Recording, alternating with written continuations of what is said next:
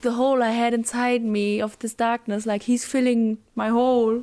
And I was like, my first reaction was like, oh, so sweet. And then I was like, yeah, he's filling a hole. You're listening to Getting Fae'd. We, Lukas, Lea, and Meike are reading A Court of Mist and Fury for the very first time. Today, we're discussing chapters 45 and 46. Get Fae'd with us! Woo! Hello! Hi guys. How did you feel after these chapters? excited. I Very once excited. again pulled out my phone and took a sneaky little video of Meike reading it. Yes, I was delighted to see it. I did not notice it at all. You were so sneaky. Sneaky Yeah. man. It's such a funny video. We will put it up on our Instagram, and it's basically Meike going, "Ah!" Yeah. and then she notices the camera and just stares at it like a bird for 5 seconds, processing what she's seeing. It's funny. Like a doe in the headlights. I needed a minute to comprehend what was happening. And the thing is, just a few hours earlier, I reacted just the same way. Great minds. Yeah. Scream alike. I think I might be even more excited than when Feyre, or the sliver of Feyre after she died, was in Rysand's body. And I was very excited then. Yeah. But before we get to the end of that chapter, Stay tuned. Ominous. Does one of you want to recap what happened last episode? I think I remember some downtime chapters. yeah, we came back from the mission to get the orb, right? Yeah. And then we celebrated Starfall. Yes, but before Starfall, there was a fight. Rysand and Feyre had a fight, and she compared him to Tamlin and was quite rude to him. Or he thought she compared him to Tamlin, but actually she just, well, not just, but she like accused him of not being honest with his friends and stuff and being a coward. I think well, at least she implied she's a coward. She said he's a coward. And then Rysand was ghosting her, but then they made up at the Starfall celebration But where not Ghost, out. no, where ghost juice fell from the sky, or spirit juice. Spirit juice. Delicious. Coming. I think the chapter ends with Feyre being like, hey, let's get dancing, but not up here alone, but with our friends. Very nice end. Very promising end. Except we don't get to witness the partying once Well. again. And seriously, guys, this is getting ridiculous. I feel like we're the ones left out. We're the ones Feyre talks to the next day where she's like, oh, I had such a great night last night. It was awesome. We danced. I danced with Azriel and Rysand slow danced with me. And then he drank with Azriel and they had a great time. And then Moore fell asleep. It was so funny. Oh, you weren't there? Well, sorry. When I read it, my first reaction was that I was angry as well. And I was like, why didn't I get to read it?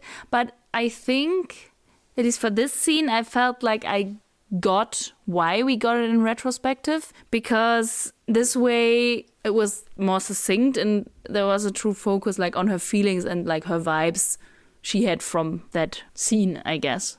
Yeah, you can't have a focus on feelings and vibes when you're just witnessing it firsthand. No, of course you can, but yeah, I don't know. Yeah, I know what you mean. I think I'm missing actual conversations because we're kind of Yeah. missing out on those. We only ever hear she talked to this and this person. And I'm like, yeah, what did you talk about? I kind of miss them actually having like an appearance on page. Especially like them as a group having fun. We didn't really get to see that yet, like with actual dialogue, or at least not a lot. So that would have been fun. Yeah. But the evening ended with Feyre going back to her room after Rysand gave her a little kiss on the brow to say goodnight. And then Feyre admits to waiting in her room for Rysand to maybe come back. But once again, he doesn't. And once again, I'm like, girl, don't wait for him. And by the Make way, the first move. that's not the evening, it's like the morning after, because Right. they danced for the entire night. And then at one point, it was only the two of them on the dance floor, and they slow danced till morning and did not kiss. No, Feyre needs to take some initiative here. She can't be the girl who waited forever.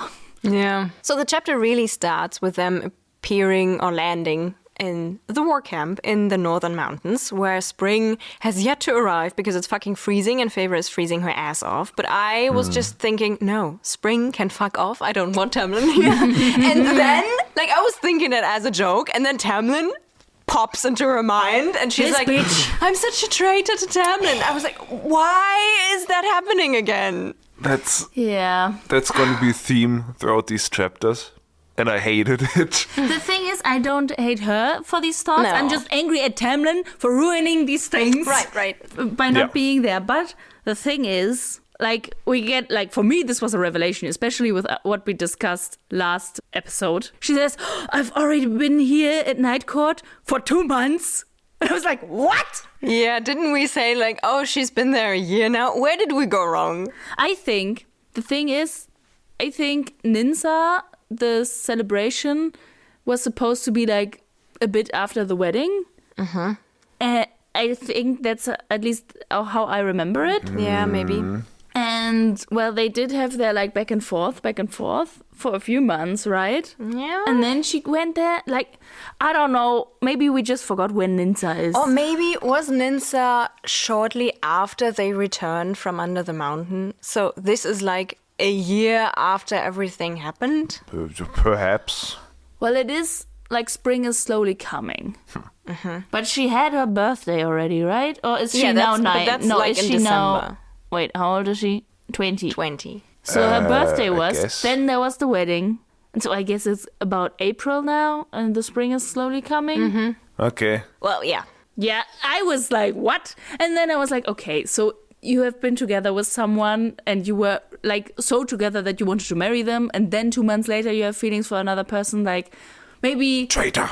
Like, the traitor feelings are a bit harsh, but, like, it's okay that she feels, like, guilty, Yeah, I guess. it makes sense. 2 months is not that long to, Yeah. like, get over a situation. Especially Tamlin was not a situationship. Yeah, right. I didn't mean he was a situationship. I Yeah. meant it was a whole situation, Yeah. like Yeah. the toxic relationship and the wedding and Ianthe and all of that. Yeah. I don't like Tamlin. Yeah. Really? You've heard it here first. Hashtag doubt. But now she has arrived at the absolute right place to get over her feelings for Tamlin, because this place is full of winged males doing fighting and flying, and everything looks harsh and practical, and it's cold and sounds awesome. We're leaving Valaris for this. Yeah. Yeah. Yeah. And that got me thinking, is Valaris just the one and only nice place in Prithian? No, Because every other place sucked. Well, I mean, like Springcourt was nice Yeah, but it had in Tamlin. itself. I just think the point is that Illyrians mostly suck, Yeah. or the leaders of Illyrians. And they, like, especially choose these rough conditions to live in, so they weed out the weak and... They sleep in tents. Sorry? They sleep in tents. That's well, intense. except for the better fighters who get some... Houses. yeah. Little clay houses? Was it clay houses? I think it's just made from the rocks of Oh, the yeah, mountains. right. It's built into the mountain. I Yeah. don't want to say my great joke again, Yes? because I don't think anyone heard it. What joke? That's intense. Ha, ha, ha, ha, ha, ha, ha, ha. Awesome contribution. Thank you. You're welcome. Yeah. And the way Feyre describes it, it makes it clear that it seems like a pretty cruel place to grow up in. Yeah.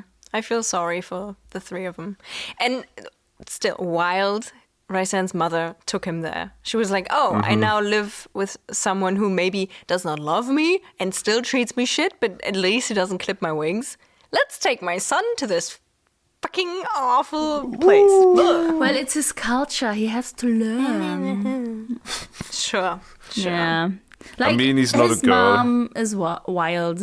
I don't know. I can't place his mom yet. I'm kind of sad she's dead. Like, Nice, Michael. obviously, I'm not happy that she's dead, but like, I would have liked to meet her and find out who this mother person is. Especially, I think it's always fun to like have cool characters, and then you meet their mom and you see their dynamic with the mother, because you know, she's the woman that raised him, and he should not speak up to her, and that would be kind of like a cool situation. But now she's deado, Yeah. big time deado. Yeah. But I think the way she's like, yeah, these Illyrians, this is a part of me, this is a part of us, but also bad, but I love my people and you and her. She seems like she would have been a complex character who would have been interesting. So Yeah. Not just because she's his mother. Yeah, right. How did you feel about the new character we meet? The one and only Lord Devlon. Devlon? Is he a pan? What? Isn't there a thing called a Teflon pan? Yeah, it's Devlon. It's the coating inside of pans. Frying pans. If it's too hot inside of your pants, you need Teflon. I have to say, I think the name Lord Devlon sounds like a 13-year-old kid posting Minecraft content on YouTube. Yeah, I see it. Lord Devlon, yeah. Yeah. Nice. I think it's interesting that he's a lord, that he's like a nobleman. I guess that kind of surprised me in this rough camp leading setting. Well, isn't it? Like, I didn't think too much about it. I just thought, yes, he's leading the camp, so he's a lord, I guess. But bloodlines are so important to them. And so that's the problem with Cassian and Ezreal being bastards and stuff. Wasn't Ezreal's father also a lord?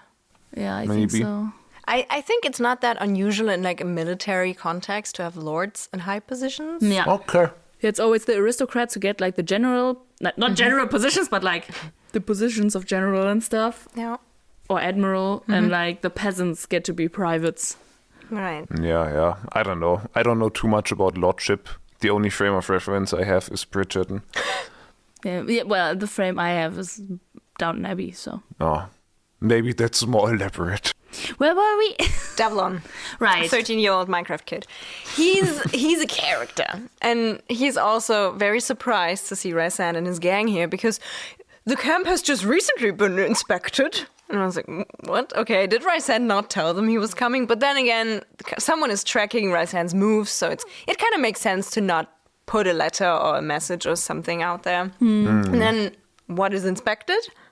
Devlon apparently is one of the only camp leaders who allows girls to train, not because of the goodness of his own heart, but because Rysand demands it, but most just don't. But then he like sends Cassian there to inspect if the camp leaders actually let the girls train. Yeah. And Devlon supposedly does.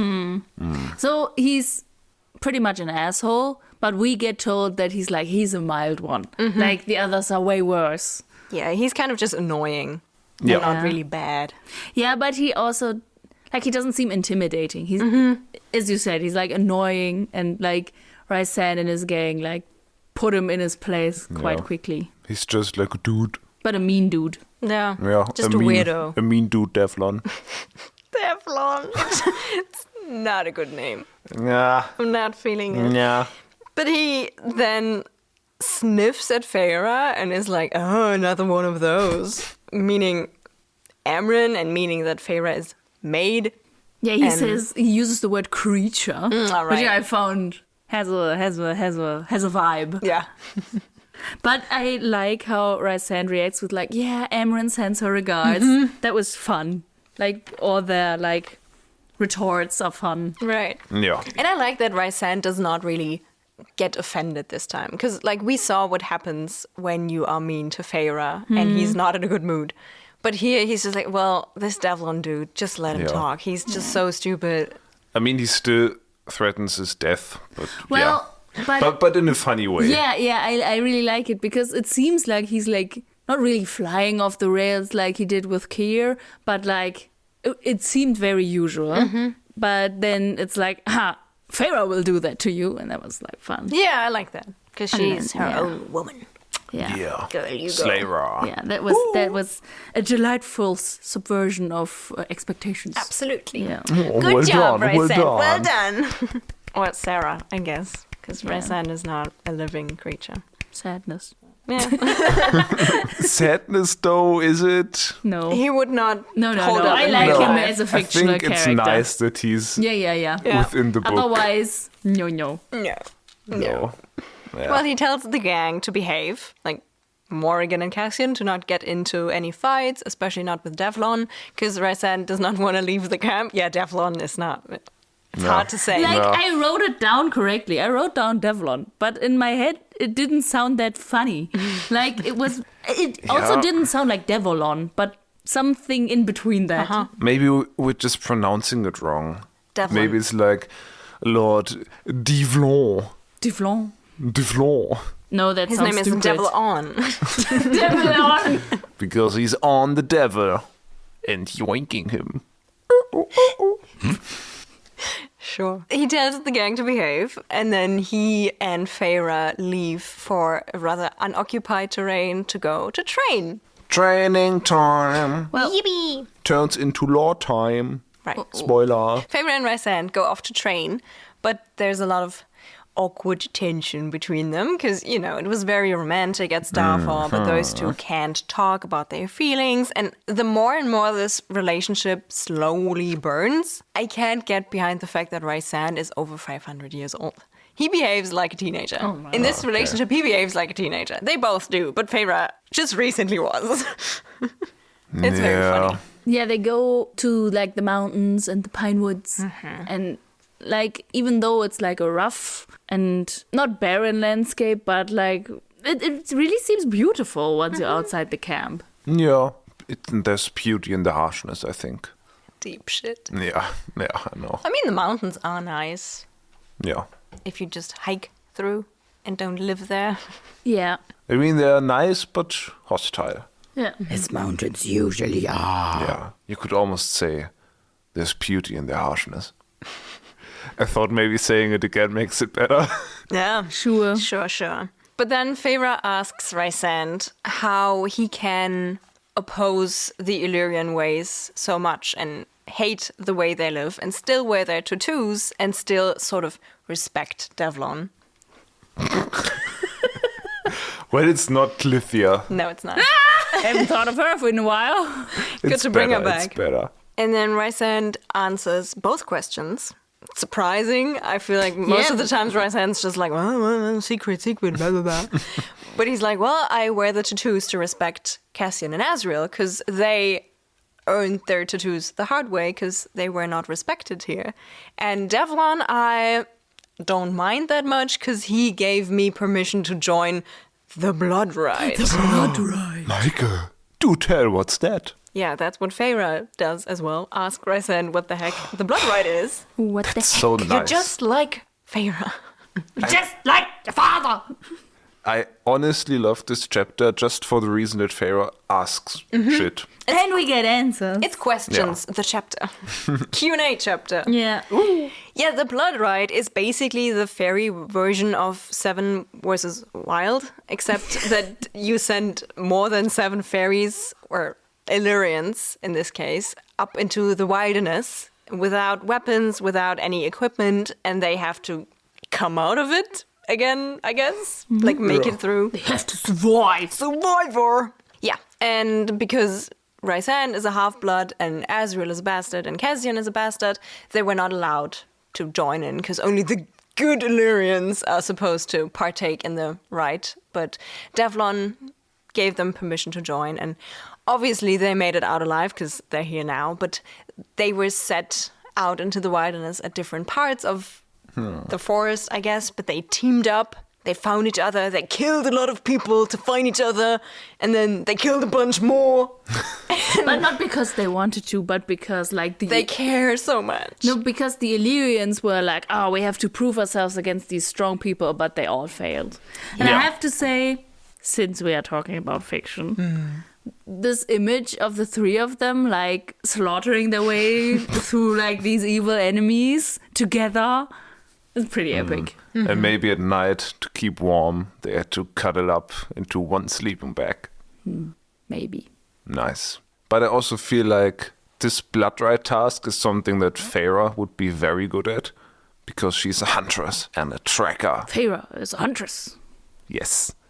And I was wondering if maybe we will read about that at some point. I can see it. It might fit together with another prediction I have, because when they talk about like the female Illyrians training to fight, we learn that Cassian is trying to build like a female aerial unit of Illyrian fighters. And my prediction is that Feyre is going to lead that aerial unit. Yeah. And I had the same thought, and that's why Feyre would need to go through that to become an actual worthy Illyrian of leading that. Yeah. And then Very we cool. can get this like Avengers Endgame moment of all the female Illyrians showing up on the battlefield.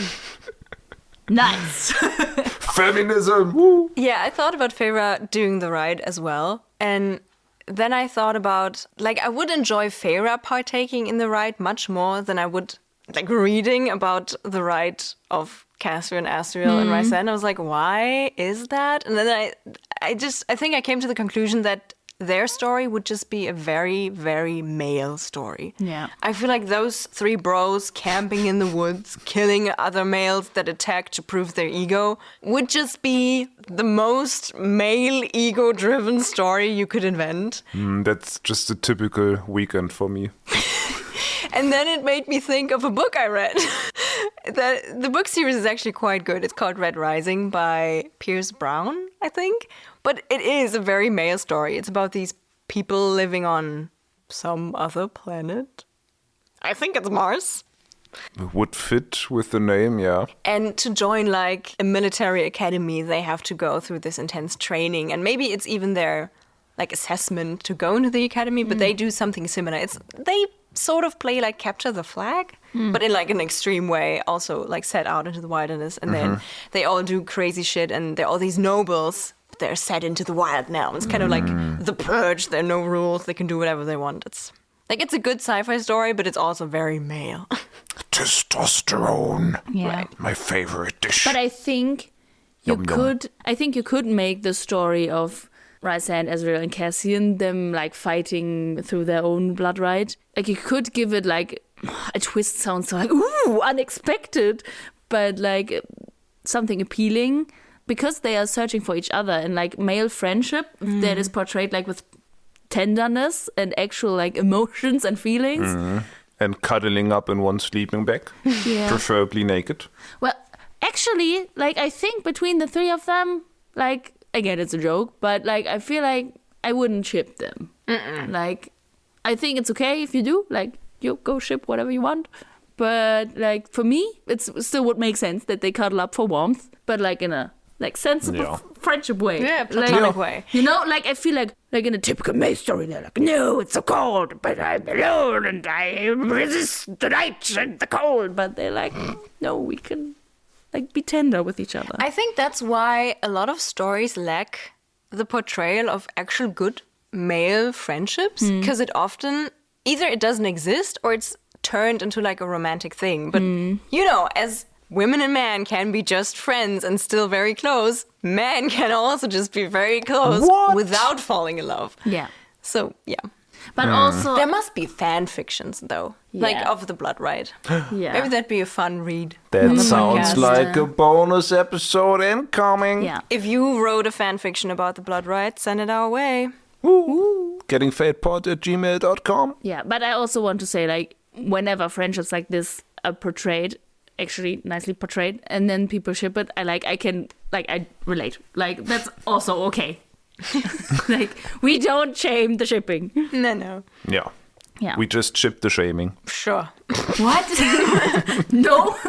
And like Rhysand says, this letting women train how to fight is like a relatively new thing. Like he stopped the clipping of wings, but like most camp leaders don't allow the training of female warriors. But also like the clipping has like a return when Amarantha was leading, and also like I think he describes like in rural mountain camps they're still doing it.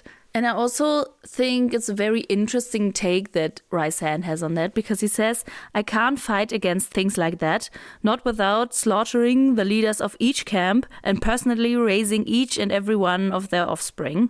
And like, I think he has a point. Like, to change a society, like the ones that come after have to change their mind. And I think this sentence shows us the importance of school. Right. Because that is a place where a lot of offspring are raised by people specially trained with a plan that thinks they are supposed to learn to become better people.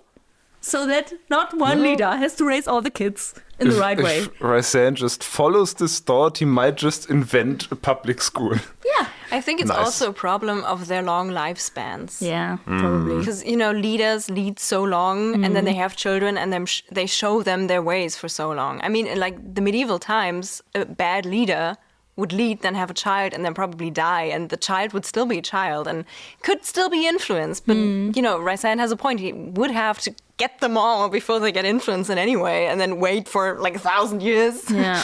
But it's good that he sees the problem and thinks about it. He appears to think about it. And then he has Cassian inspect the camps and not just be like, oh, it's my royal degree as a High Lord. You have to let women train and then do whatever you want. Yeah. He's starting to actually seem like a good leader. Yeah.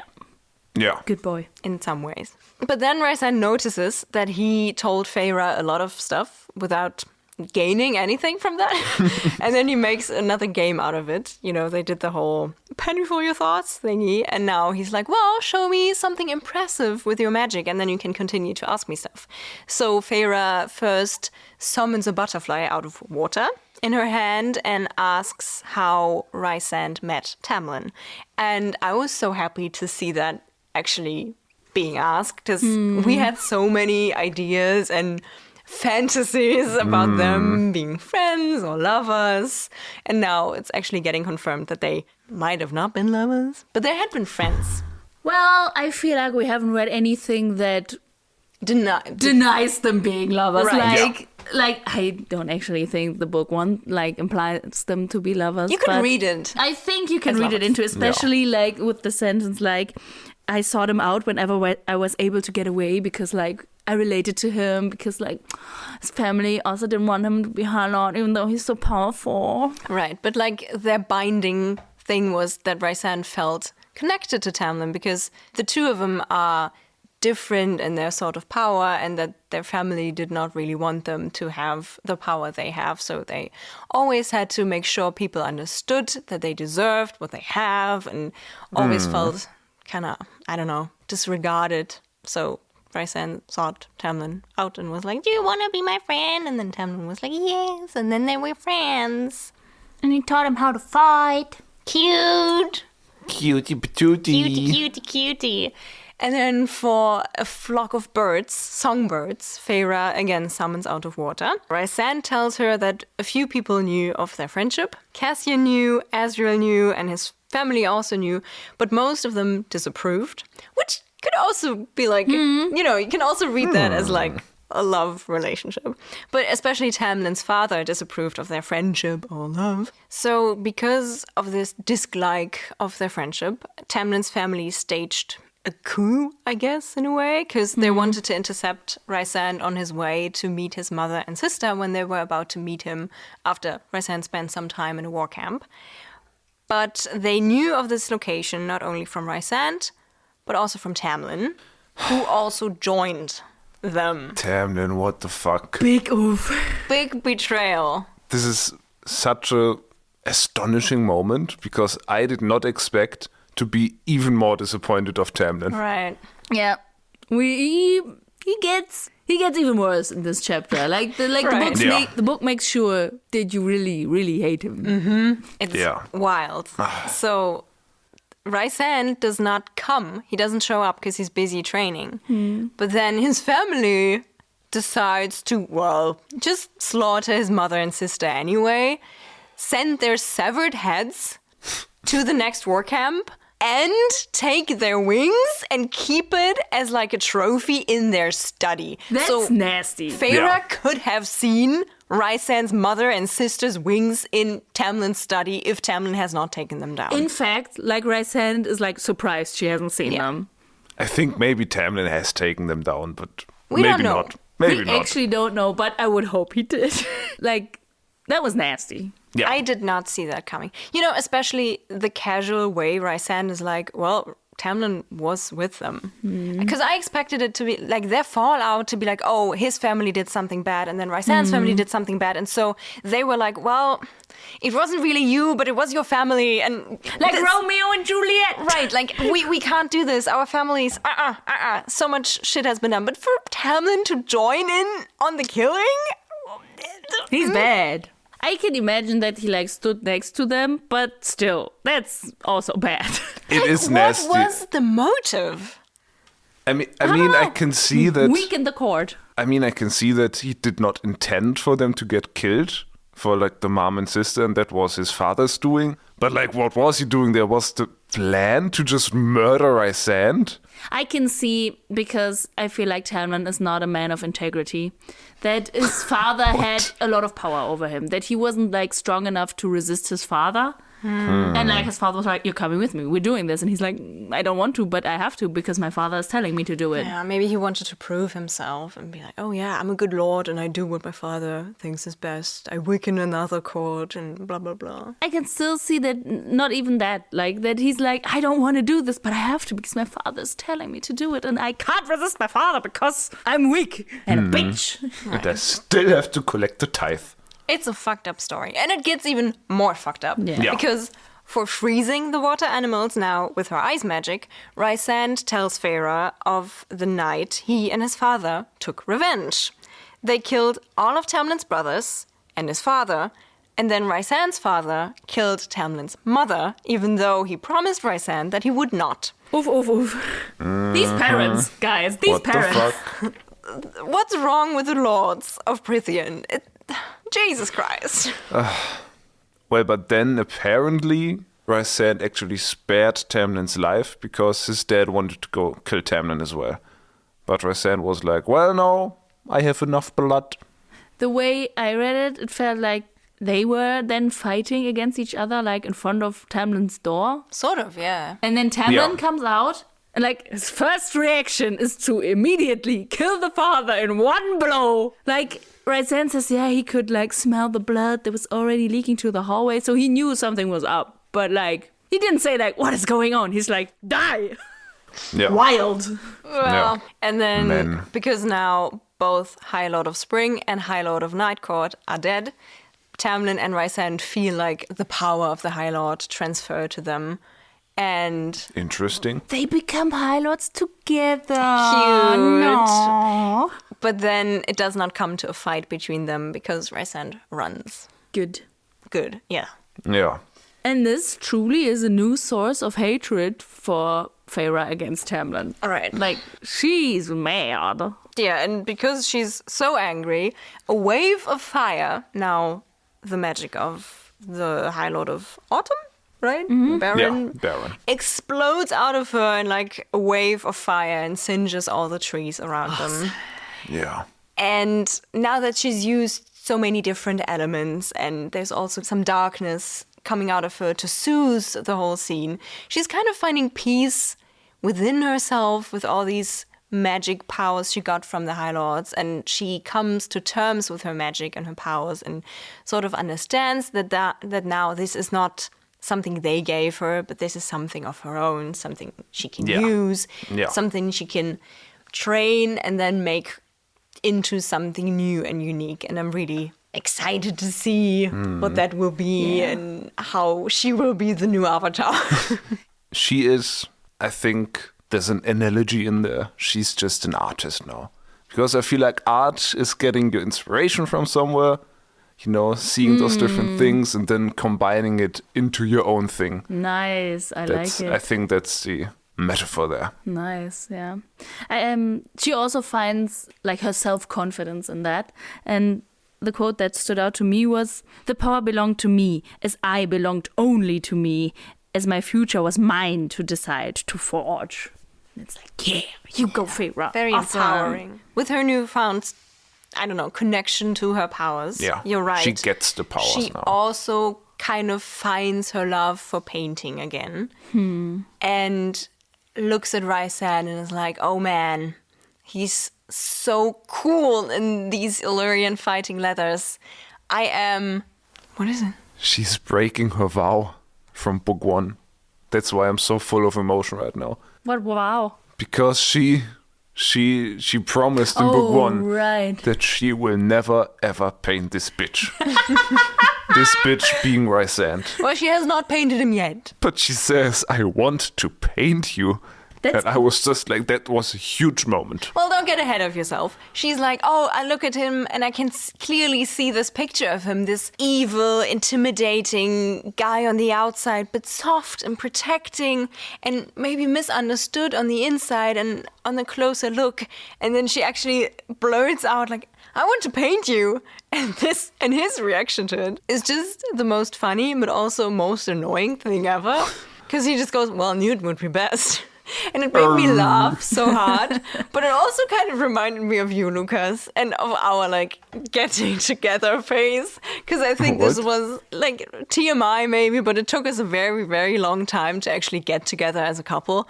Yeah. And I think part of the reason was that whenever something got romantic between the two of us, one of us would crack a joke and be like, well, we're friends. Well, and it often would be you. Sorry. No, there's nothing to apologize for.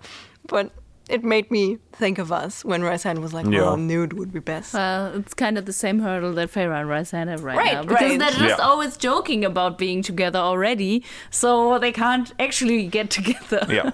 Relatable. But also what I found funny is that when she describes how he looks and she's like, oh, like the hole I had inside me of this darkness, like he's filling my hole. And I was like, my first reaction was like, so sweet. And then I was like, yeah, he's filling a hole. But all jokes aside, I have to admit right here and right now that I did not find this painting scene annoying. No. But I rather liked it. Oh my God. Because I think it was well done. I really liked how, like, there's this whole, this metaphor, connecting her powers with art, just as I elaborated earlier. And also the way she describes the painting that pops into her head. Like, it appears so threatening and evil, but then you look at the details and you see the kindness in him. And I found myself enjoying reading about painting, something I would not have expected in book one. Maybe Sarah J. Maas got an art degree in between books. I don't know. Yeah, Feyre saying, I would like to paint you is basically her I love you. Yeah. Are you ready to get into chapter 46 now? Yes, please. Chapter 46 starts with a little domestic downtime, which I found sort of cute. I thought you were about to say with a little domestic violence. No, we're not at Tamlin's. Not anymore. But the whole gang is sitting in the house and Feyre is cold. Feyre is once again cold, yes. Because using so much power drained her. Yeah, it nearly emptied her cache of magic, which is quite interesting. So we know that there is like a spell slot kind of system and it's like a finite resource, which is good to know. Yeah. That's not good if it now came to a fight, right? Yeah. Because we know Rysand does not want to use his powers. Well, if he gets into a fight probably with the people who track him. Well, yeah, so you're right. They know where he is, but I was stupid. Also, It's maybe... okay, Mike. You can't say stupid things in this. Stop hitting yourself. What the fuck? Holy shit. Michael, you are still loved and valued, even though you made a mistake, okay? Are you okay? Dobby needs to punish himself. That's normal again. That's me. But she's eating some stew, which Cassian made, and apparently is good. He's a cook. Yeah, that's good surprising. to know. It is a detail I didn't know I needed to know about Cassian, but it's a detail but I it's like nice, to it's know nice, about yeah. him. Yeah. But So- also Feyre was surprised that it tasted good. Yeah, Yeah. he's a good cook. That's So cool. combined with last episode, we know two things about him. He's a good cook, and he's stinky. Nice. Right. But speaking of Cassian, while eating, he tells them that he talked to the women in the camp, and they told him that they have been so busy with chores Devlon gave them that they did not get the chance to train. So Devlon is not holding up his end of the deal, which He's there's no an deal. asshole. Yeah. Blech. Blech. Mean bean. Yes. Not okay. Not No. okay. Go in the corner and be ashamed. Yeah. Especially Yeah. because apparently 3 of the girls are natural-born fighters, Morrigan says. But still, the others, she just wants to train in self-defense, which is important in an Illyrian camp, because Illyrians suck. Yep. Also, Yes. all Fae suck. The whole of Prythian sucks. And humans also suck. All men Teach suck. those girls self-defense, please. Everyone sucks. Right. Except for Isaac Hale. Well, He's the one who gets me to say, not all men. he was betrothed to a woman and sleeping with another. Just saying. He was? He was. Yes. He was supposed to marry someone, and Well- he was still with Feyre. Well, he He's didn't not know a saint. better. What? Lucas, go in the corner and be ashamed of yourself. I Go to the am. other corner. I don't want you speaking in Devlon. He'll rub off on you. And then Rysand and Feyre leave Morrigan and Cassian to their own private conversation because they apparently have something to talk about. We didn't talk about Asriel's whereabouts. Where is he? Asriel is currently in the mortal realm. I think he said goodbye to Morrigan but was awkward about it. Okay. And then gave Feyre a mean look to be like, don't talk about me, Morrigan. I was like, okay, bro. It's all quite weird. Ever since the party at Starfall, it's kind of weird between the three of them. Do you think something happened? No. Otherwise, I feel like we would have read about it. Yeah, but maybe Feyre didn't witness it. Okay. Maybe I thought you meant like No. Feyre was. maybe Morrigan like slept with Cassian or slept with Asriel. I don't know. Cassian is now jealous. Well, it did not necessarily surprise me because we just got their backstory, and so we now know, okay, so Morrigan and Cassian have been close. But this, like them being left to their own devices, seems like, oh, they want to be alone and like have some alone time. And It could just be the room. You know, they're Yeah. back in an Illyrian war camp where they had sex for the first, like, Morrigan had sex for the first time with Cassian, and maybe this is bringing back memories and kind of deepening the feelings that are still left there. I don't know. Yeah. I It's don't all know. very weird. What? We don't have enough information. It's weird between them. I think we should move on to the ending of this chapter. Before we get to the morning, we have to get to bed, which, disappointingly, Feyre and Rysand do not share this time. I mean, they didn't share last time, but they shared a room. But this time, Feyre is supposed to share with Morrigan, and Rysand will share with Rysand. That's a weird way of saying he has his own room, but okay. We gotta divide up the rooms. Feyre, you're with Morrigan. Cassian, you share with Asriel. And Rysand, you share with Rysand. Well, since Asriel is not here, sadly, for me, Rysand shares with Cassian. The boys, the bros. But there's, you know, this cliche scene of two people just lingering in the hallway for a second, and they're like, oh, good night. I'm gonna tell Morrigan not to talk too much so you can actually rest, blah, blah, blah. And then Feyre sort of starts to fantasize about touching Rysand and how quickly she could just cross the hallway and get into his room. But then, again, these traitor, traitor, traitor voices in her head start screaming at her, and she thinks of Tamlin and how she would be betraying Tamlin, and then she just goes to bed. This man makes me so angry. But I have a fan cast of who to play the traitor voice, and it's gonna be Olivia Rodrigo singing, "You betrayed me." But wouldn't then she be the voice of Tamlin? Because in Yeah. her head, it's Tamlin she betrayed. Yeah, but it's Tamlin in her head has the voice of Olivia Rodrigo. He growled. Yeah, all very tragic. I mean, especially after this story she just heard about Tamlin. I mean, I understand that this does not cause her to, I don't know, immediately outright hate Tamlin and forget everything they had. But I don't know, to look at Rysand and be like, oh, I would betray Tamlin with you. Well, he betrayed Rysand. Everyone's betraying everyone in this book. Also, she's not betraying him. They're not together anymore. Right. Yeah. Get over it. I don't want him here. Go away. I also don't want him in your mind. Get out of her mind. Is it him? Imagine!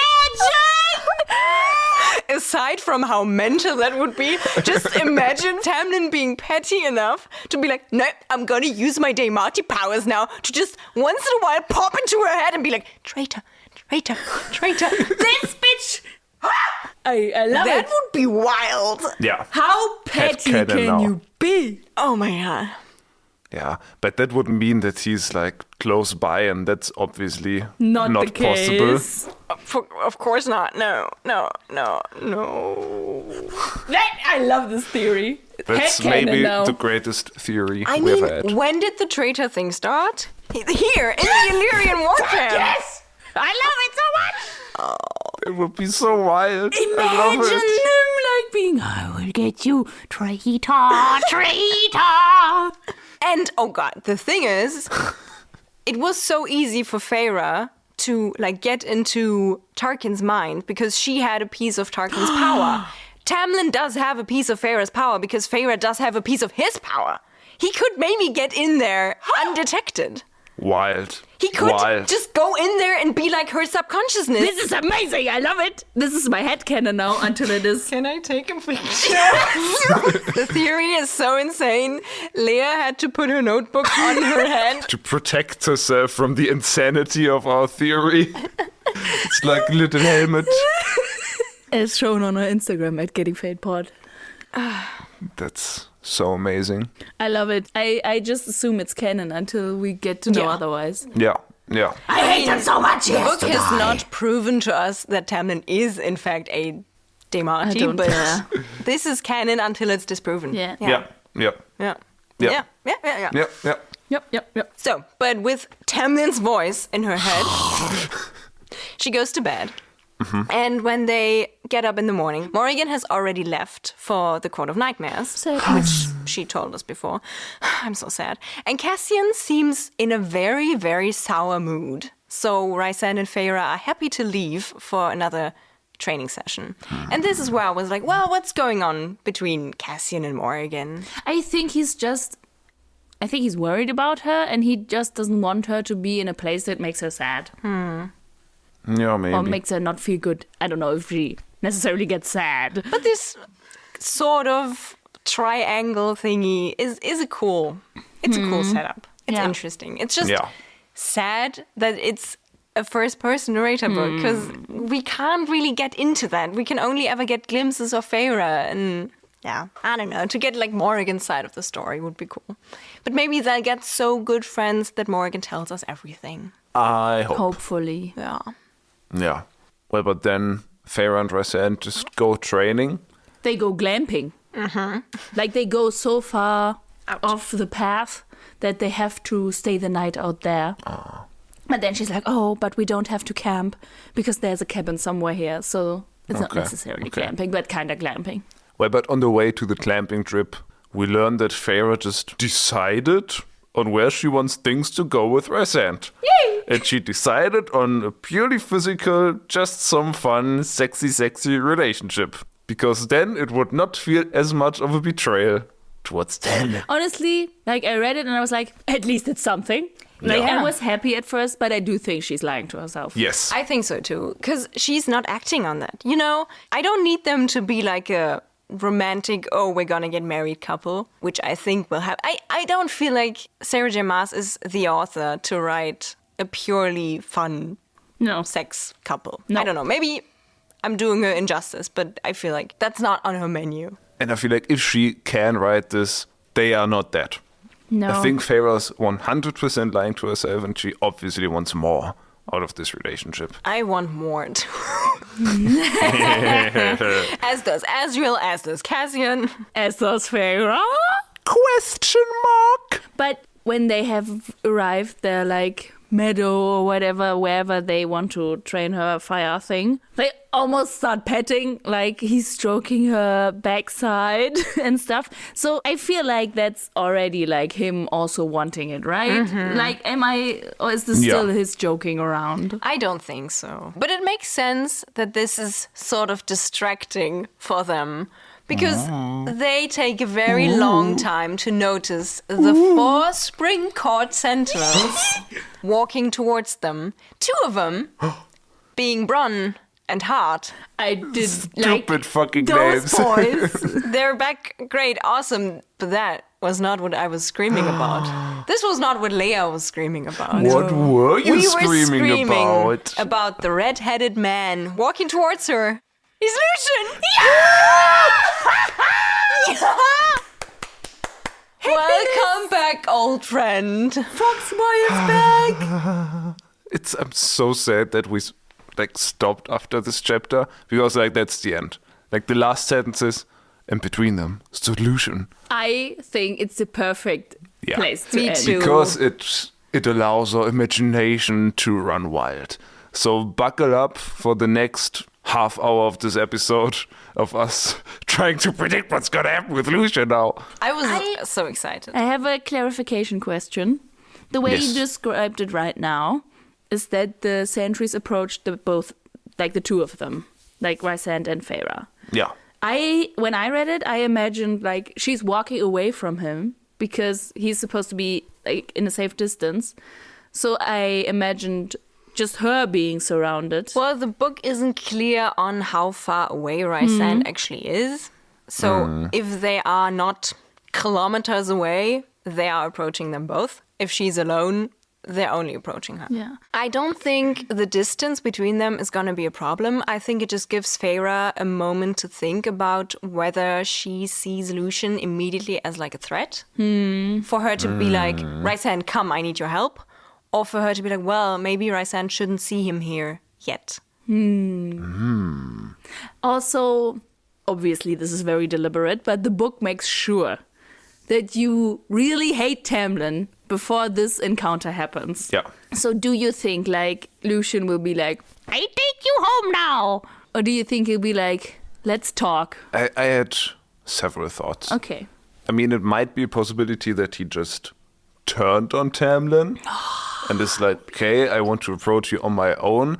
But then I feel like he would have appeared alone Right. and not with the sentries. So I don't know. But I thought about the possibility of them just kidnapping Feyre and taking her back to Tamlin, but I feel like that's just not possible with Rysand there. Also, she is so powerful. He doesn't know that. No, he doesn't know that. Yeah, And- but you can try kidnapping her. Yeah. But I thought maybe... I think Lucian is still on Tamlin's side, but he saw what Tamlin did to Feyre. And the last goodbye between Feyre and Lucian was pretty harsh, and Lucian left her caged in a house, and he saw her rage. And I think that made Lucian think, not in a I'm gonna betray my friend way, but in a oh my god, what happened here? And I feel like maybe Tamlin was like, well, I have a track on Rysand's magic, let's go and get Feyre there. And then Lucian was like, well, maybe we should do this on an official ground. Let me go talk to her. I'm your emissary. Let me go talk to her and see if we can figure something out and not just take her by force. And that's why he's here, but also flanked by sentinels. Yeah. I just had a thought, but I forgot it again. No, no. Cool. I also had a thought, but I didn't forget it. Cool. And I was wondering about the whole being able to track magic thing. Because Rysand did not perform any magic. He was quite careful about that. So either they are not the ones who tracked the magic and just happen to find them in another way, or they can track Feyre's magic. But Feyre didn't perform any magic yet, right? Well, she performed magic the day before. I think she used the darkness to calm the flames. Yes, but then... I thought she Yes, used yes. magic. Yes, but then now they went Yeah. much farther out. It would have been a weird coincidence if Lucian just went to the right place. Maybe they tracked them, tracking, if they have already been at the near the camp. That could be a possibility. The thing is, I feel like Lucian did feel guilty. We read that he felt guilty when she broke down. But do you think he would try to persuade her to come with him? I could see a scenario where he makes her feel guilty. And then she's like, no, I don't want Lucian to die. So she goes with him willingly so that Rysand won't attack. I could see Lucian go this whole, please prevent this war route. I don't think he still believes in their love. I think Lucian is smart enough to be like, well, this is fucked. But I can see him choosing to go like, well, Feyre, if, like, we know where you are, we know what's going on, and if you don't come back, Tamlin is gonna destroy this whole court. Well, at least he's gonna try to destroy this whole court. So please come back with me and try to persuade Tamlin, because he won't believe me and he won't believe Rysand. It must be you, blah, blah, blah. I wouldn't like that, but I think that is a way the story could go. Yeah, and it would lead to some fun things. Namely, Feyre going back to Tamlin, and Tamlin not knowing that she's just the baddest motherfucker in Springcourt now. Yeah. And then maybe just tries to lock her up again, and Feyre's like, boots, fireball, fuck off, I'm amazing now. Speaking of her being amazing, I mean, Lucian must see that she's doing way better. Like, she looked like she was dying when she left Springcourt. And now she's like, I'm voluptuous and awesome again. Awesome. Yeah, great time. Very I'm looking so forward to the excited. next chapters, yeah. Yes, I am excited. Are you excited? Yes. What a way to start the new year. Yeah. Yeah. Lucian return. Yeah. Nice. I guess that's it. Yeah. Yeah, nice. I'm looking forward to the next chapters. Yes, definitely. And I'm also looking forward to Recommendation Corner, Yes. which we just transitioned into. Wow. Yeah. Our new so segment smooth. where we bring new things to your ears. Recommendation Corner. May I start? No. Because my recommendation very much fits into the end of this chapter. Oh. Because, You recommend red-haired boys. no, I mean, do what you want. Get that ginger. It's good for your immune system. No, like we were talking about, like the second of these chapters is a bit short. Like, do we like maybe we want to read 3 chapters or not? And when I finished this chapter, I was like, no, we have to stop here. Like we talked about, this is a good place to stop. And I think we've talked about it several times in our podcast, but I want to use this place, Recommendation Corner, to advocate for enjoying cliffhangers. Because sure, you're very excited to know what's going on and go on reading, and then you're satisfied. But the tingle and the sprinkly feeling of, ooh, what is this? Is so amazing that you have to savor it, and you like feel like with a maturer age you can like actively choose to enjoy the cliffhanger. Yeah. I feel like we had this discussion on the pod before. Yeah. Yeah. But that's a nice recommendation. Yeah. Nice. What I love about Recommendation Corner is that someone will just bring the philosophical concept of media consumption or just life. That's a nice recommendation. Do you have a recommendation, Meike? I do. It's a very basic one, and it's also absolutely not time appropriate, I guess.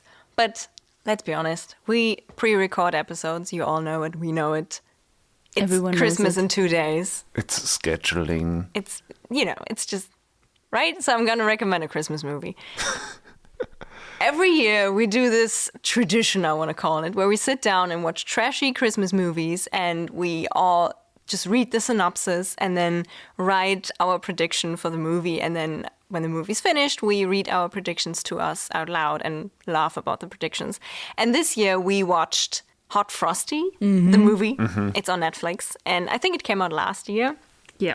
2024, because it's still Which was- 2025, because it's Christmas in 2 days. I'm not lying to you. And this movie was such a surprise. I really enjoyed it. It's not a movie that I would recommend if you like traditional Christmas movies and just want to sit down, cozy up in your room and watch a movie. I don't think it's the movie for that. But if you have a few friends and you just want to laugh and have a good time, that is an awesomely fun movie. It's genuinely funny. Yeah, we did laugh a lot. Yeah. Yeah. It's really, really funny. Nice. In a good way. In a stupid, but just good way. Yeah. Yeah. Good Yeah. recommendation.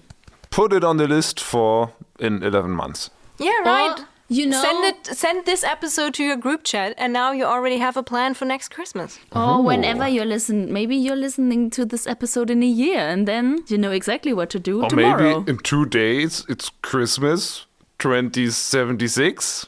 I don't know. 76! Yes. If the world's still around then.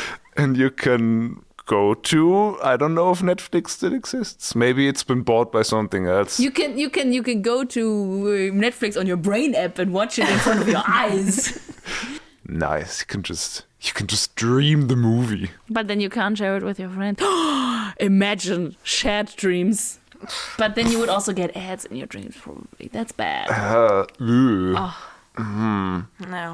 Can we just... Don't recommend that. No. Maybe capitalism will also be defeated by 2076. Wouldn't that be something? Mm-hmm. Nice. We recommend communism. Right. What's your recommendation, Lukas? Let's end this. Well, speaking of communism, I think that's our recommendation.